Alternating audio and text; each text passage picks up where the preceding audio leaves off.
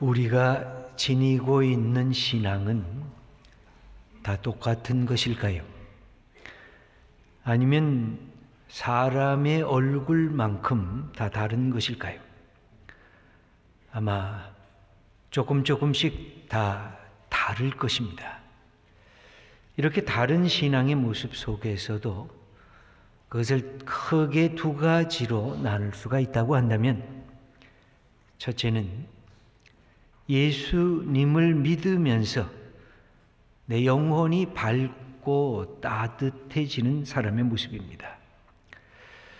예수님을 믿으면 저분처럼 믿고 싶다 하는 생각을 갖게 하는 분들이 계십니다. 늘 영혼의 감사의 고백이 울려나는 그런 분들입니다. 그 반대로 예수님을 믿으면서도 왜 저렇게 쉽게 짜증을 낼까? 왜 불평하며 무슨 사건만 나면 남의 탓만을 하면서 신앙 생활을 하고 있는 것일까? 저는 저 자신의 신앙을 되돌아보게 되면서 신앙에도 몇 가지 단계가 있는 것은 아닐까 하는 생각을 가져봅니다. 크게 세 가지 단계가 있는 것 같습니다. 첫 번째는 하나님이 나를 위하여 돌아야 하는 첫 번째 단계입니다. 나 자신의 문제를 해결하기 위해서 하나님이 필요한 단계입니다. 하나님께 달라고 요청을 할 때 우리의 마음, 하나님 건강 좀 주세요. 하나님 좀 돈도 벌어서 재물도 좀 먹게 해주세요. 하나님 세상에서 잘 나가는 직책 얻고 지위도 갖고 명예도 얻도록 나를 밀어주세요.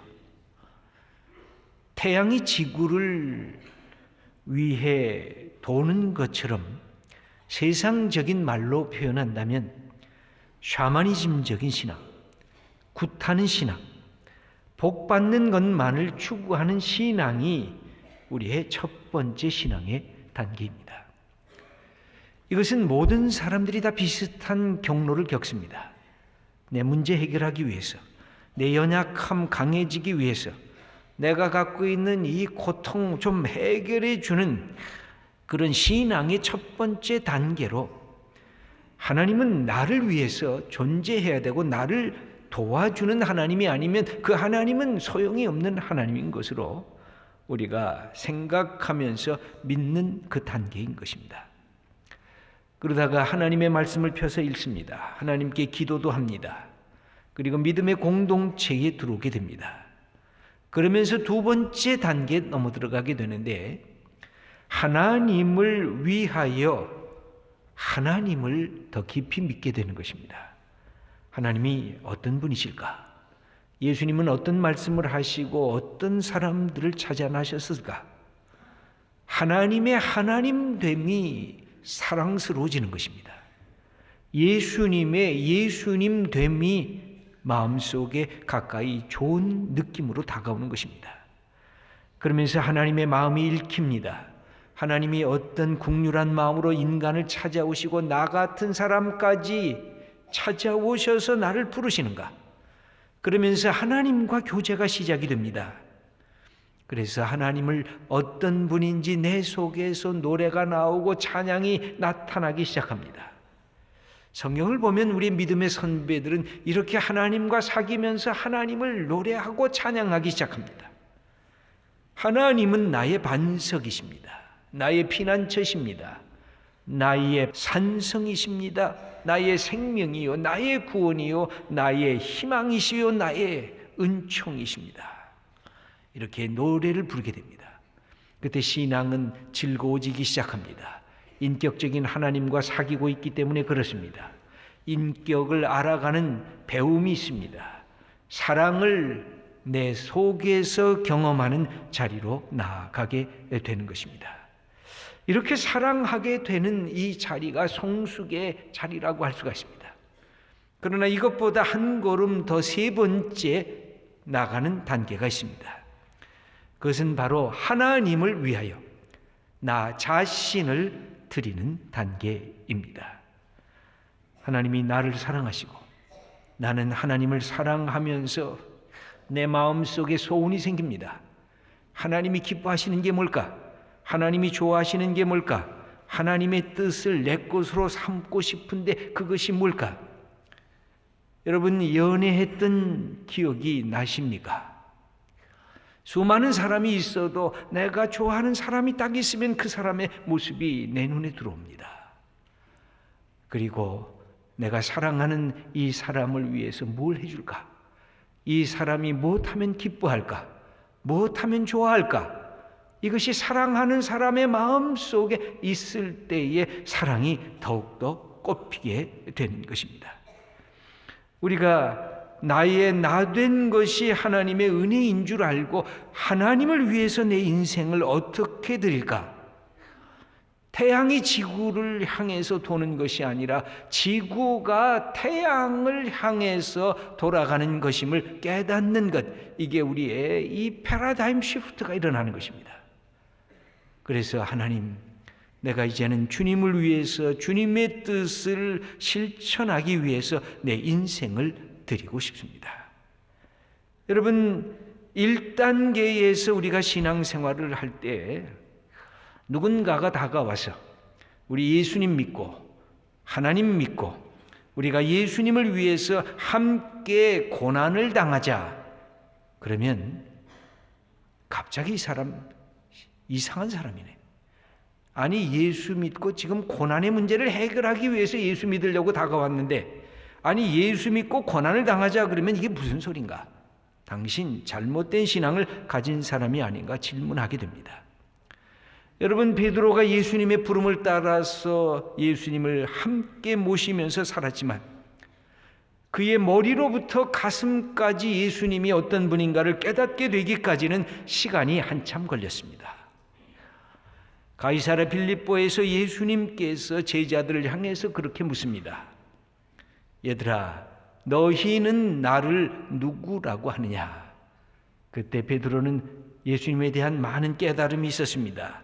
그래서 당신은 그리스도십니다. 메시아이십니다. 살아계신 하나님의 아들입니다 라고 하는 고백을 하기 시작합니다. 여러분, 그러나 이 고백은 이제 시작하는 고백인 것입니다. 이것 때문에 예수님은 네가 이제 시작점까지 왔구나. 여태까지는 내 인생에 나를 향한 판단이 마이너스더니 이제는 제로 포인트까지 왔구나. 이제는 나와 함께 갈 수 있겠구나. 그러면서 그때부터 예수님은 베드로를 칭찬하면서 동시에 고난의 길을 이야기하기 시작합니다. 내가 이제 십자가의 고난의 길을 가게 될 거다. 그때에 베드로는 그것을 맞습니다. 우리도 주님과 함께 고난을 받겠습니다. 그렇게 얘기하지 않았습니다. 펄쩍 뛰었습니다. 아니, 도대체 여태까지 주님 따라왔는데 이제 죽으려고 하시면 어떡합니까?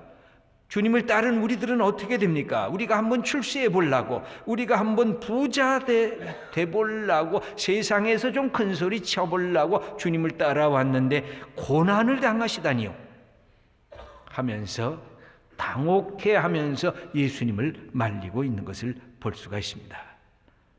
그런데 놀랍게도 이렇게 고난에 대해서 두려워했던 베드로가 사도행전과 그의 삶의 후기에 베드로의 삶을 보면 전혀 달라진 것을 볼 수가 있습니다.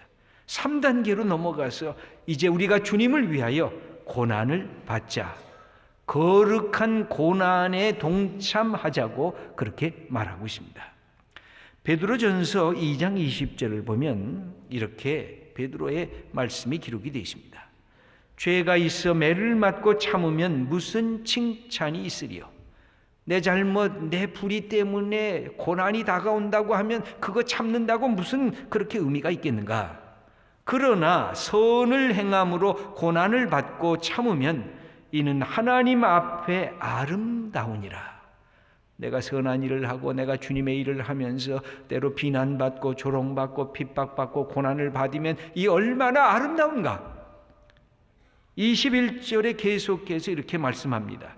이를 위하여 너희가 부르심을 받았으니 그리스도도 너희를 위하여 고난을 받으사 너희에게 본을 끼쳐 그 자취를 따라오게 하려 하셨느니라. 예수님이 우리를 위해서 고난을 받은 것처럼 얘야 너는 세상의 사람들을 위해서 고난을 받으라고 그렇게 초청하는 것입니다.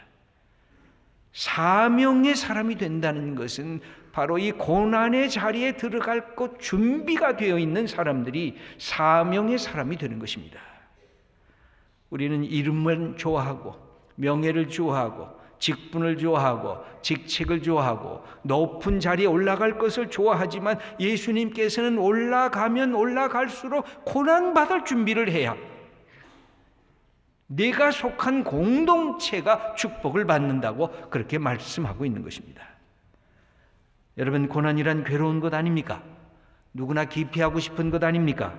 반갑지 않은 손님이 고난이 아니겠습니까? 이 고난은 그래서 수동적입니다. 어쩌다가 내가 이런 고난, 고통의 자리에 들었지 하면서 탄식하는 것이 고난의 아픔입니다. 그런데 오늘 본문 말씀을 보면 고난의 자리에 능동적으로 참여하겠다고 하는 인물이 등장합니다. 바울입니다. 그것도 고난을 기뻐하면서 내가 참여하겠다고 말씀하고 있습니다. 이 웬일입니까? 여러분, 그러실 수가 있습니까? 나 고난 받기를 원한다. 고난을 기뻐하겠다. 바울은 어떻게 이렇게 말씀할 수가 있었을까요?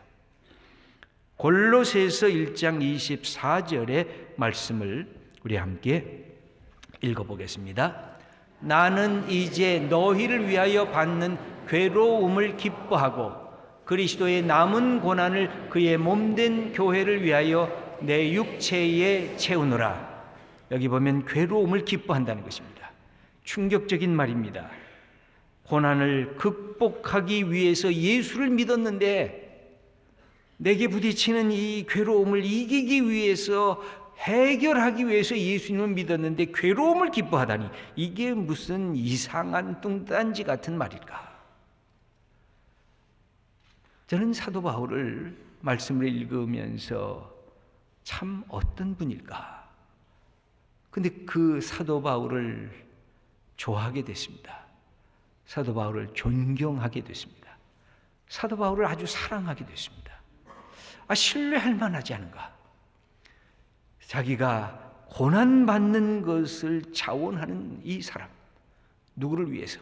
자기를 위해서가 아니라 교회를 위해서, 성도들을 위해서, 하나님의 이름을 위해서, 나는 낮아지고 성도들이여 당신들은 높아지기를 원한다. 나는 세상에서 조롱받고 여러분들은 칭찬받기를 원한다. 나는 죽음의 쓰레기처럼 내려가도 당신들은 영광을 받기를 원한다. 여러분, 바울의 글을 보면 그런 말씀들이 기록이 되어 있습니다. 세상에 저런 사람이 어디 있을까? 저런 지도자가 어디 있을까? 여러분, 그것이 남에게 고통을 주는 걸 즐기는 세디스트의 모습입니까? 고통을 받으면서 쾌락을 느끼는 마조키스트의 모습입니까? 아니면 고대 스토아 철학자처럼 육체 고통에 대해서 초연하려고 하는 그런 마음 때문에 생긴 것일까요? 전혀 그렇지 않습니다. 여기 보면 남은 고난이라고 그렇게 또 표현하고 있습니다. 왜 하필이면 남은 고난일까요? 예수님의 십자가 효력이 떨어졌다는 뜻일까요? 우리를 위하여 그렇게 십자가 고난의 길을 처참하게 가신 예수님 말고 무슨 또 남은 고난이 있다는 말일까요? 예수님의 십자가의 효능과 능력이 아무것도 아니라는 뜻일까요? 결코 아닐 것입니다. 그 골로새서 1장 앞부분 20절에 보면 예수님의 십자가의 피로 하나님께서 이 모든 세상의 피조물을 다 화해시켰다고 선포하고 있습니다. 22절에 보면 예수님의 육체의 죽음이 모든 성도님들과 하나님을 화목하게 하는 그 구원의 사건이었다고 우리들에게 가르쳐주고 있습니다. 그런데 무슨 뜻입니까? 예수님께서 십자가를 지신 화해 사건은 완성된 것입니다. 부족한 것이 없습니다. 온전하신 것입니다. 그렇다고 하면 남은 고난이란 무슨 뜻일까요? 하나님께서 이 땅에 이 놀라운 은혜의 사건을 만드신 것을 예수님께서는 이제 이 땅에서 하늘로 올라가시면서 우리들에게 맡겨주신 것입니다.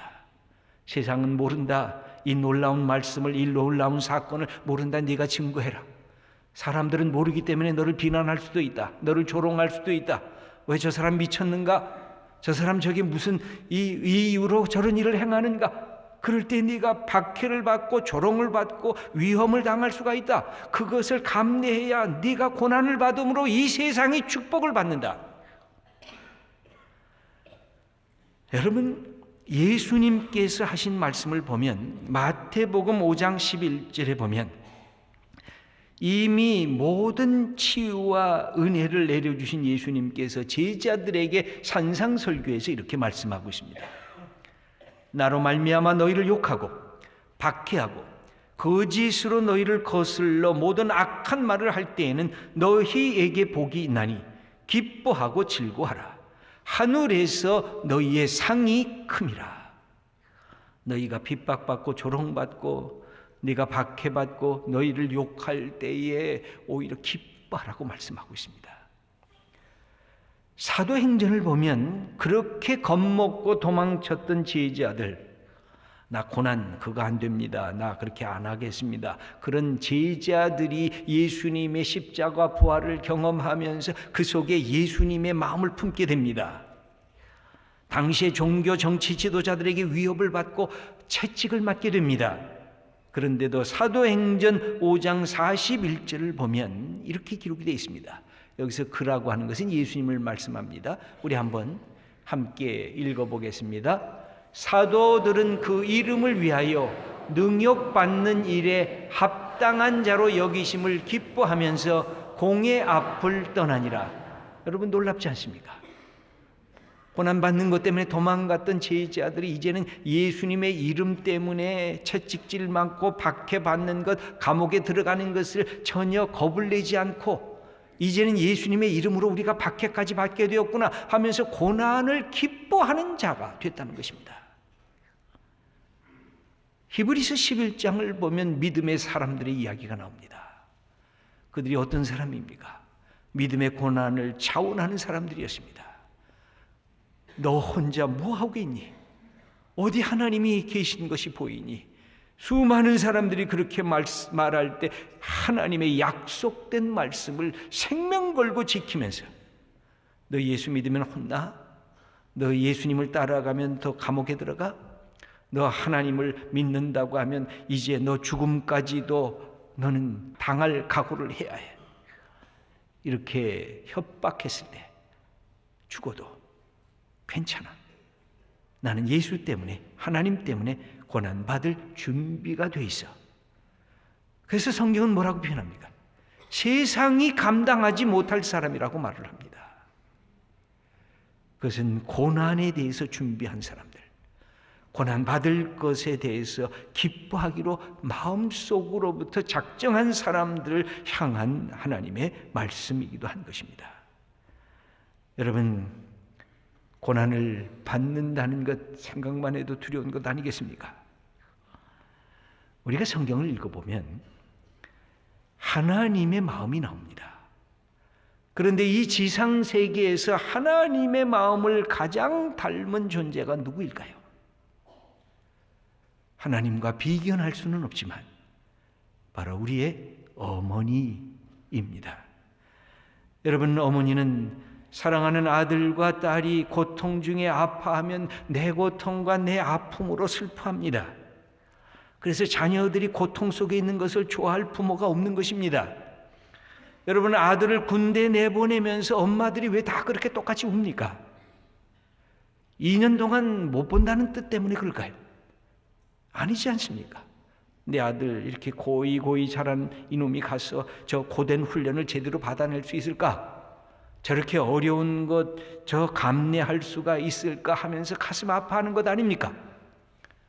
어린 자녀가 감기 몸살을 앓고 열이 펄펄 오라 밤잠을 못 자고 울고 있으면 어머니들의 마음속에 내가 대신 아팠으면 하나님 저 고통을 내게 주시고 죄를 좀 살려주세요 하면서 옆에서 기도하는 분들이 바로 우리 어머니들이 아닙니까?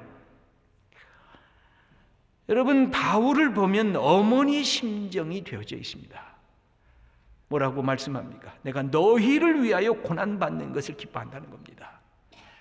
내가 주님의 몸된 교회를 위해서 고난받는 것을 내가 기뻐하겠다고 말씀을 하고 있습니다. 이게 반복되는 말이 너희를 위하여, 교회를 위하여 라고 하는 말이 24절에 계속되고 있습니다. 바울 가슴 깊숙하게 이렇게 놓여있는 내가 괴로움을 고난받기를 결코 두려워하지 않는다고 하는 이 말씀을 도대체 어디서부터 배웠을까요? 예수님을 통해서 배운 것입니다. 여러분, 예수님이 제자들에게 뭐라고 말씀하십니까? 내가 내 목숨을 너희를 위해서 대속물로 주겠다. 내가 너희를 위해서 섬기러 왔다. 내가 이 고난의 길을 가고 십자가의 길을 간다. 그렇게 말씀하신 예수님의 모습을 받아들인 것입니다. 예수님이 나를 위해서 고난을 받으셨다고 하면 나는 공동체가 살아나기 위해서 고난을 받겠다는 것입니다. 내가 고난받음으로 이 공동체가 살아나면 내가 낮은 자리에 내려가겠다는 것입니다. 내가 조롱을 받아도 이 공동체가 칭찬을 받으면 내가 그런 길로 가겠다는 것입니다. 여러분, 우리의 신앙의 위대한 선배들이 이런 마음으로 교회를 섬겼기 때문에 우리가 이렇게 마음껏 기쁜 마음으로 예배를 드릴 수가 있는 것입니다. 사랑하는 성도 여러분, 그래서 바울은 교회의 어머니처럼 그렇게 교회를 사랑하게 됐습니다. 이유는 한 가지입니다. 그 마음속에 보화가 들어가 있었습니다. 하늘의 보화, 예수님, 계시의 비밀이 그 안에 들어가져 있었습니다. 골로새서 1장 26절을 보면 바울이 가슴에 품은 그 계시, 모든 사람들에게 알려져야 할 그 계시가 이렇게 기록이 되어 있습니다. 이 비밀은 만세와 만대로부터 감추어졌던 것인데 이제는 그의 성도들에게 나타났고 하나님이 그들로 하여금 이 비밀의 영광이 이방인 가운데 얼마나 풍성한지를 알게 하려 하심이라. 이 비밀은 너희 안에 계신 그리스도시니 곧 영광의 소망이니라. 감추어졌던 비밀이 나에게 나타났고 공동체에 나타났고 이 시대에 나타난 예수 그리스도의 비밀, 우리의 희망, 영광의 소망이 예수님이 주셨다는 것입니다. 이것이 고난 받아도 두렵지 않은 바울의 이유입니다. 목표가 뭘까요? 목표도 한 가지입니다. 28절 말씀을 우리 한번 함께 읽어보겠습니다. 우리가 그를 전파하여 각 사람을 권하고 모든 지혜로 각 사람을 가르치면 각 사람을 그리스도 안에서 완전한 자로 세우려 함이니. 여기 보면 everyone perfect in Christ 그렇게 되어 있습니다. 하나님 앞에서 온전한 자로 세우기 위해서 나는 고난받는 것을 두려워하지 않고 오히려 기뻐한다. 바울은 본래 냉정한 사람이었습니다. 엄격한 사람이었습니다. 그래서 무자비한 사람이었습니다. 자기가 엄격했기 때문에 남도 엄격하지 않으면 가차없이 내리쳤습니다. 그러나 그 가슴에 예수 그리스도를 품게 됐습니다. 자기 자신에게는 엄격했습니다. 그러나 다른 사람에게는 넉넉하고 사랑으로 받아들이려고 했습니다. 그의 가슴에 예수님이 있었기 때문에.